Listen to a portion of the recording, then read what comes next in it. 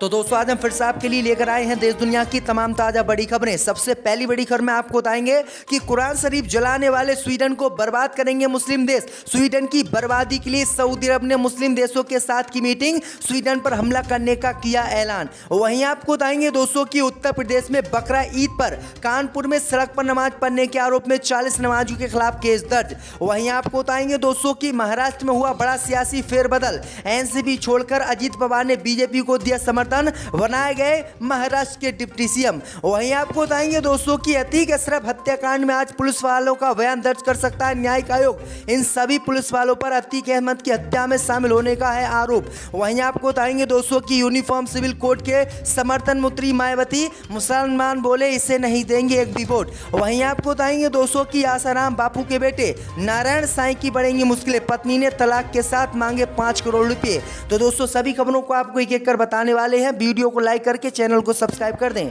इसी बीच पर तो दोस्तों अगली खबर की ओर, तो कुरान जलाने वाले स्वीडन देश के खिलाफ मुस्लिम देशों ने की मीटिंग, सऊदी अरब बोला करेंगे इस पर कार्रवाई। जी दोस्तों आपको बता दें ये बड़ी खबर सामने निकल कर आई दोस्तों की बकरा ईद के मौके पर कुरान शरीफ जलाने वाले स्वीडन की मुश्किलें बढ़ गई हैं। दरअसल आपको बता दें कि मुस्लिम देशों के सबसे बड़े आका सऊदी अरब ने अब स्वीडन के खिलाफ कार्रवाई करने का ऐलान कर दिया है, जिससे पूरे स्वीडन में खलबली मच गई है। दरअसल आपको बता दें कि सऊदी अरब की सरकार ने इसे नफरत भरा और लगातार वाली घटना बताया है। सऊदी अरब की सरकार ने साफ शब्दों में कहा है कि स्वीडन में कुरान शरीफ जलाए जाने की घटनाएं पहले भी हो चुकी हैं, इसलिए इसे अब बर्दाश्त नहीं किया जाएगा क्योंकि स्वीडन ने इसकी हद पार कर दी है। सऊदी अरब ने साफ कहा है कि मुस्लिम देशों के साथ मीटिंग हो रही है और मीटिंग के बाद फैसला लिया जाएगा कि स्वीडन का क्या करना चाहिए। वहीं आपको बता दें कि सऊदी अरब स्वीडन पर हमला कर सकता है और सभी मुस्लिम देश अब एकजुट हो रहे हैं। तो ये बड़ी अपडेट आई दोस्तों कि कुरान शरीफ जलाने वाले को अब मुस्लिम देश सबक सिखाने वाले हैं। इसी बीच पर तो दोस्तों अगली खबर की ओर, तो उत्तर प्रदेश में बकरा ईद पर कानपुर में सड़क पर नमाज पढ़ने के आरोप में 40 लोग के खिलाफ केस दर्ज।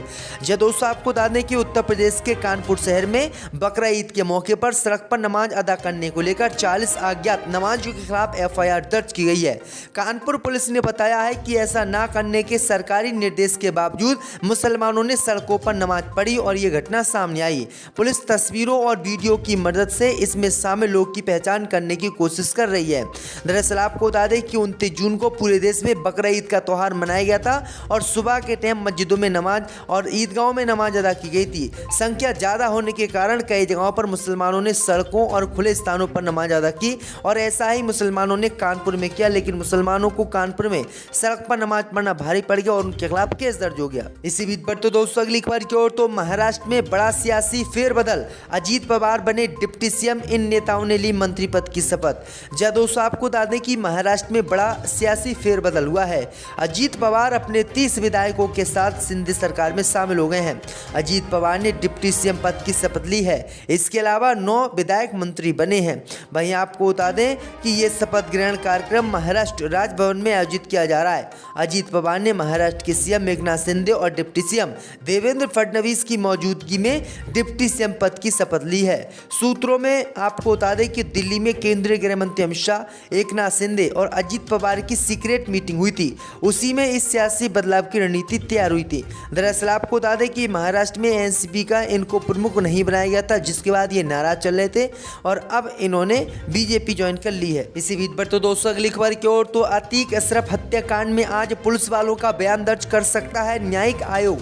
6 लोगों से की है पूछताछ। जब दोस्तों आपको बता दें कि अतीक अहमद और उनके भाई अशरफ हत्याकांड की जाँच कर रहा 5 सदस्यीय न्यायिक आयोग आज पुलिस वालों का बयान दर्ज कर सकता है। रविवार को कुछ पुलिसकर्मियों से पूछताछ किए जाने की बात कही गई है। सर्किट हाउस में न्यायिक आयोग के अध्यक्ष, उपाध्यक्ष सहित अन्य सदस्य कैंपस कर रहे हैं। आयोग यहां 3 दिन तक रहेगा और मीडिया कर्मियों, कालबिन अस्पताल के कर्मचारियों के बयान दर्ज किए जाएंगे। दरअसल आपको बता दें कि जब अतीक अहमद की हत्या हुई थी तो 21 पुलिसकर्मी उनकी सुरक्षा में तैनात थे, लेकिन 21 में से एक भी पुलिसकर्मी ने उन शूटरों पर गोली नहीं चलाई जो अतीक अहमद की हत्या करने आए थे और ना ही अतीक अहमद को ये पुलिस वाले बचा झपाए, जिसको लेकर इन पर भी शक है कि कहीं इन्होंने मिलकर तो यह हत्या नहीं करा। इसी बीच पर तो दोस्तों अगली खबर की ओर तो आसाराम बापू के बेटे नारायण साईं की बढ़ेंगी मुश्किलें, पत्नी ने तलाक लेते हुए 5 करोड़ रुपए की मांग। जय दोस्तों आपको बता दें कि नाबालिग के साथ दुष्कर्म के मामले में सूरत जेल में बंद आसाराम बापू के बेटे नारायण साईं की मुश्किलें और बढ़ सकती हैं। बता दें कि इंदौर में रहने वाली उसकी पत्नी ने कुटुंब न्यायालय में तलाक की अर्जी लगाई है, जिस पर आने वाले दिनों में सुनवाई होगी। वहीं नारायण साईं की पत्नी के वकील रोहित यादव ने बताया है कि इस पूरे मामले में कोर्ट में 2 सप्ताह बाद सुनवाई होगी। इसके अलावा नारायण साईं की पत्नी ने तलाक की याचिका लगने के साथ ही 5 करोड़ रुपए की भी मांग जो है यासाराम बाबू के बेटे से की है। तो ये बड़ी अपडेट आ रही दोस्तों। इसी बीच पर तो दोस्तों अगली खबर की ओर तो राहुल गांधी बनेंगे देश के अगले प्रधानमंत्री, शिवसेना नेता संजय रावत ने किया दावा। जय दोस्तों आपको बता दें कि महाराष्ट्र में उद्धव गुट के शिवसेना नेता संजय रावत एक बार फिर राहुल गांधी के समर्थन में उतर आए हैं। संजय रावत ने कहा है कि बीजेपी ने मन में ठान लिया है कि राहुल गांधी साल 2024 में पीएम बनने जा रहे हैं। यही नहीं, रावत ने मणिपुर हिंसा पर भी बयान दिया है। उन्होंने मणिपुर में राष्ट्रपति शासन लगाए जाने की मांग की है। संजय रावत ने कहा है कि मणिपुर हिंसा में चीन का हाथ है, चीन मणिपुर में घुस गया है, उस पर हमला करना चाहिए। सीएम एन बीरेन सिंह को इस्तीफा दे देना चाहिए। मणिपुर में राष्ट्रपति शासन लगना चाहिए। प्रधानमंत्री मोदी को मणिपुर जाना चाहिए। वहीं बीजेपी के हिंसा को पूर्व नियोजन करने पर संजय रावत ने कहा है कि अगर मणिपुर की हिंसा प्री प्लान है तो केंद्र सरकार आपकी है, राज्यपाल आपके हैं, मुख्यमंत्री भी बीजेपी के हैं, तो फिर ये किसका प्री प्लान है। तो ये बड़ी अपडेट आ रही दोस्तों। इसी बीच पर तो दोस्तों अगली खबर की ओर तो कांवड़ यात्रा के दौरान शराब की दुकानें योगी सरकार ने कराई बंद।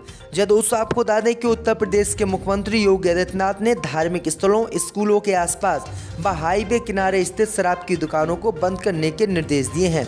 रिपोर्ट के मुताबिक मुख्यमंत्री ने सावन और कांवड़ यात्रा के मद्देनजर ये फैसला लिया है। यूपी सीएम ने अवैध शराब बनाने व बेचने वालों पर भी सख्त कार्रवाई करने का निर्देश दिया है। इससे पहले मुख्यमंत्री ने कांवड़ यात्रा मार्ग पर खुले में मांस की खरीद बिक्री पर प्रतिबंध लगाया था। गौरतलब है कि इस बार सावन 2 महीने तक रहेगा। सावन के शुरुआत होते ही कांवड़ यात्रा की शुरुआत हो जाती है। हर साल की तरह इस साल भी कांवड़ यात्रा को लेकर उत्तर प्रदेश में बड़ी तैयारी की जा रही है। सुरक्षा व्यवस्था को पुलिस प्रशासन लगातार बैठ के कर रहा है। तो ये बड़ी अपडेट आ रही दोस्तों।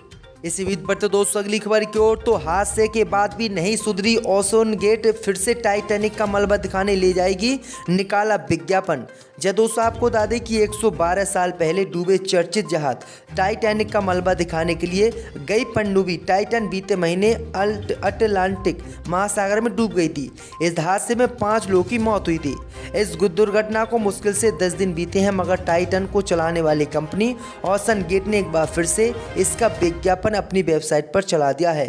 ब्रिटिश वेबसाइट इंडिपेंडेंट की एक रिपोर्ट के अनुसार ओशन गेट की वेबसाइट पर अगले साल के लिए टाइटैनिक के मलबे तक जाने के लिए 2 ट्रिप का विज्ञापन अभी मौजूद है। विज्ञापन के मुताबिक कंपनी जून 2024 में जहाज के मलबों को देखने के लिए 2 मिशन प्लान कर रही है।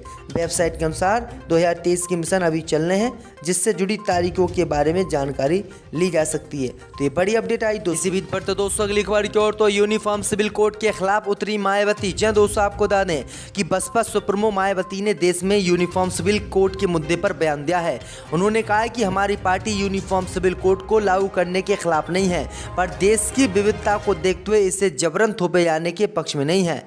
इसमें आपसी सहमति का रास्ता अपनाया जाना चाहिए और इस पर राजनीति नहीं करनी चाहिए। मायावती ने कहा कि भारत की विशाल आबादी में हिंदू, मुस्लिम, सिख, ईसाई और बौद्ध और पारसी सहित विभिन्न धर्मों के मानने वाले लोग रहते हैं, जिनके अलग अलग रस्म और रिवाज हैं, जिससे नज़रअंदाज नहीं किया जा सकता। अगर देश में सभी के लिए एक जैसा कानून लागू होगा तो इससे देश कमजोर नहीं बल्कि मजबूत और आपसी सौहार्द बढ़ेगा।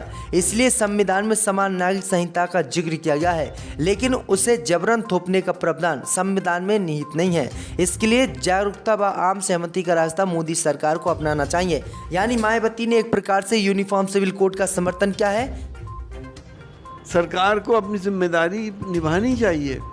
इसकी पूरी जिम्मेदारी सरकार की थी, लेकिन ऐसा नहीं हुआ। हमें कहते हुए शर्म आती है कि हमारे भारत में ऐसे हालात भी गुजरे हैं जहाँ बेटे को बाप ने नदियों में बहाया हो और कुत्तों ने उसके सामने खाया हो।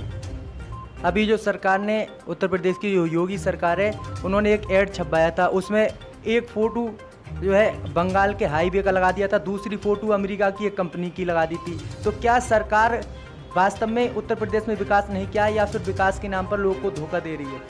विकास किया होता तो उसके फ़ोटो लगाते।